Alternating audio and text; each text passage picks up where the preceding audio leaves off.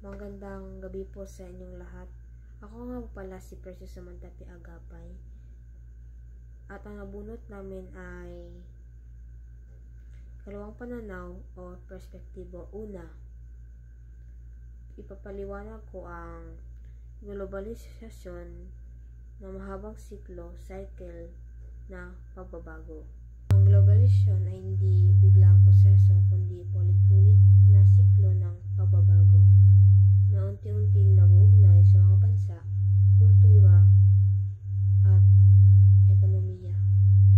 Noong sinaunang panahon, nakita ito sa Silk Road kung saan nagpalitan ng seda at pampalasang Asya at Europa. Pagdating ng panahon ng kolonisasyon at eksplorasyon, mas lumawak pa ang koneksyon ng mga bansa. Sa modernong panahon, makita natin ito sa teknolohiya at internet. Halimbawa, sa Pilipinas, gamit ang social media tulad ng Facebook at TikTok, mabilis tayong nakukuha ng impormasyon at nakakapagbahagi ng kultura.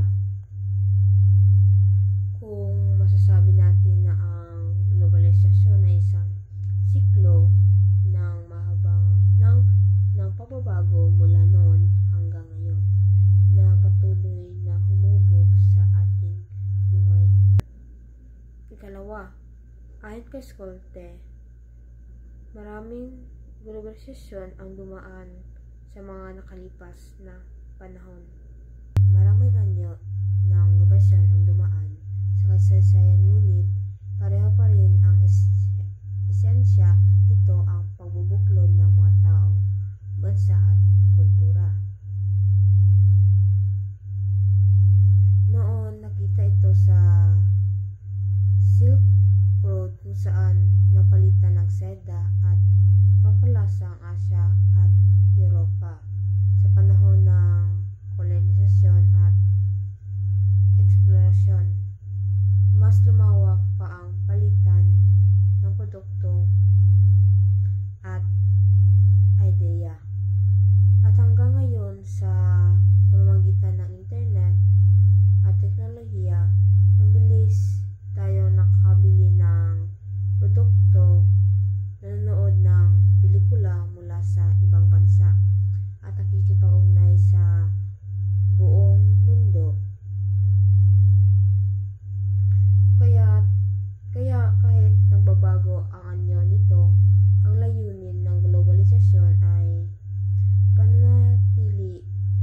nananatili mas malalim na koneksyon ng mundo. Ang katatlo ay kasalukuyang globalisasyon ay makabago at higit na mataas na anyo na maaaring matapos sa hinaharap. Sa kasalukuyan, ang globalisasyon ay nasa makabago at pinakamataas na antas. Kung noon ay limitado lamang sa kalakalan at paglalakbay, ngayon ay halos lahat ay konektado na dahil sa teknolohiya at internet. Halimbawa, sa online platforms, pwede tayong magtrabaho para sa mga kumpanya sa ibang bansa.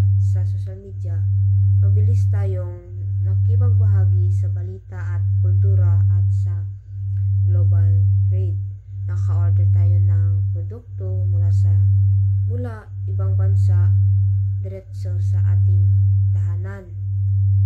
Ngunit posible rin itong magbago o humina sa hinaharap, gaya noong pandemya kung saan bumagal ang kalakalan at international travel.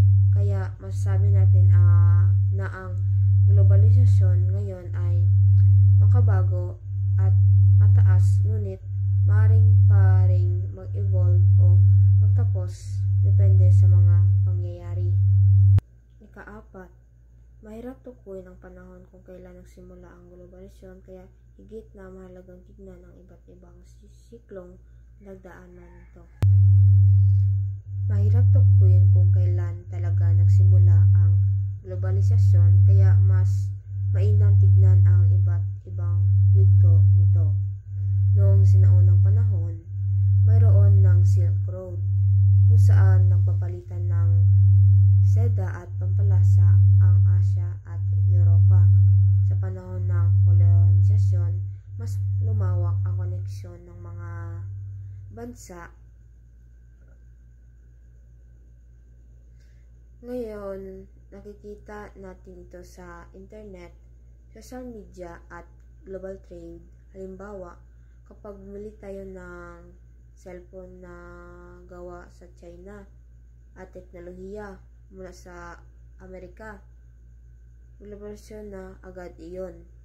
Kaya masasabi natin na ang globalisasyon ay mahabang proseso ng pagbabago. Nag-iba ang anyo sa bawat panahon, pero isa ang layunin, ang pagbubuklod ng mundo.